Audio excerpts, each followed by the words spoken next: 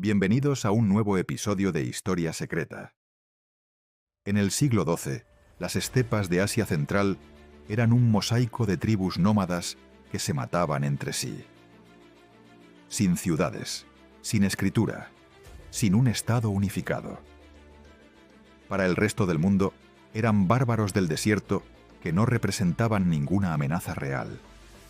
En menos de un siglo, esas mismas tribus construyeron el imperio más grande que el mundo ha visto jamás. Un territorio tan vasto que abarcaba desde el Océano Pacífico hasta las puertas de Europa, desde la tundra siberiana hasta el Golfo Pérsico. Más de 33 millones de kilómetros cuadrados bajo una sola bandera. Todo comenzó con un hombre que nació encadenado y murió siendo el amo del mundo. Esta es la historia del Imperio Mongol. Su nombre de nacimiento era Temujin.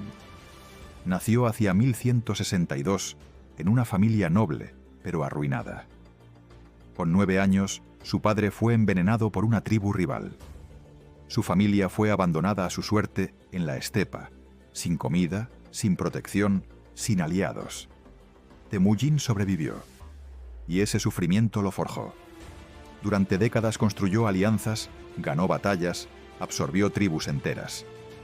No mediante la esclavitud, sino con algo más inteligente: mérito. En el ejército de Temujin ascendías por tu valor, no por tu linaje. Eso era revolucionario en la estepa mongola. En 1206, todas las tribus mongolas le reconocieron como su líder supremo. Le dieron un nuevo nombre: Genghis Khan, el gobernante universal. Y entonces miró hacia el sur, hacia China, hacia Persia, hacia el resto del mundo. El ejército mongol no era el más numeroso del mundo, pero era el más rápido, el más disciplinado y el más aterrador. Sus jinetes podían recorrer 150 kilómetros en un solo día. Dormían sobre sus caballos, comían sobre sus caballos, atacaban y desaparecían antes de que el enemigo pudiera reaccionar. Ningún ejército de la época estaba preparado para combatir contra algo así. Pero Genghis Khan no solo conquistaba con la fuerza, usaba el terror como arma estratégica. Cuando una ciudad se rendía sin luchar, la perdonaba y la integraba en su imperio. Cuando resistía, la destruía completamente. La noticia se extendía y las ciudades siguientes abrían sus puertas sin pelear.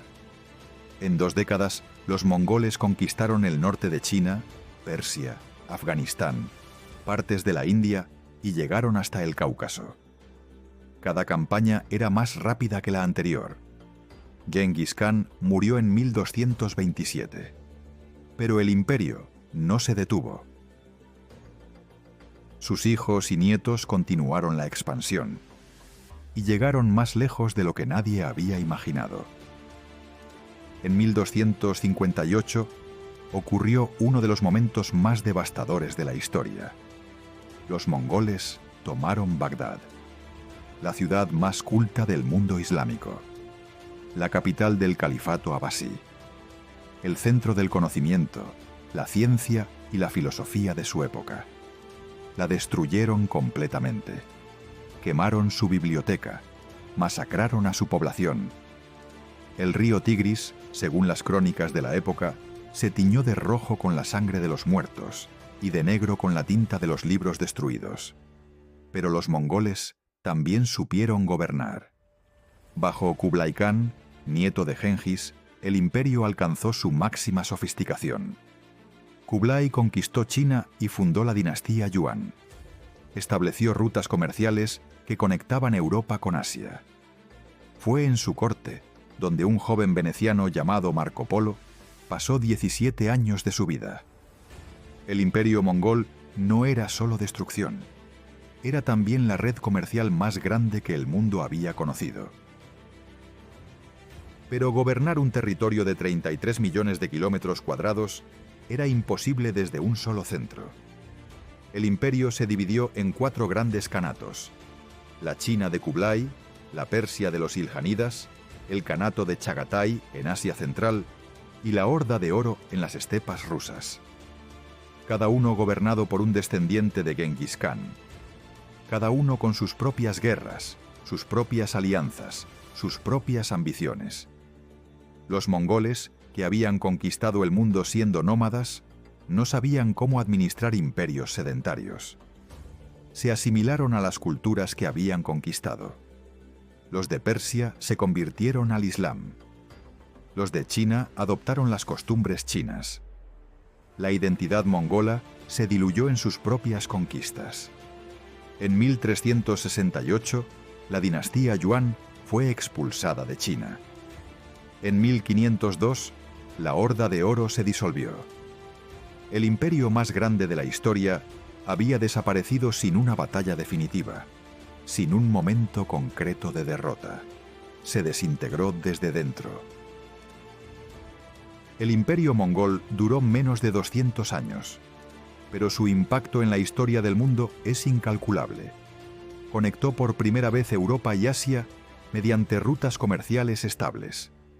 Difundió tecnologías, enfermedades, ideas y culturas de un extremo del mundo al otro. La peste negra que mató a un tercio de Europa viajó precisamente por esas rutas mongolas. Y dejó una pregunta que los historiadores aún debaten. ¿Fue el imperio mongol la mayor catástrofe de la historia humana o el primer intento de globalización? Quizás fue las dos cosas al mismo tiempo.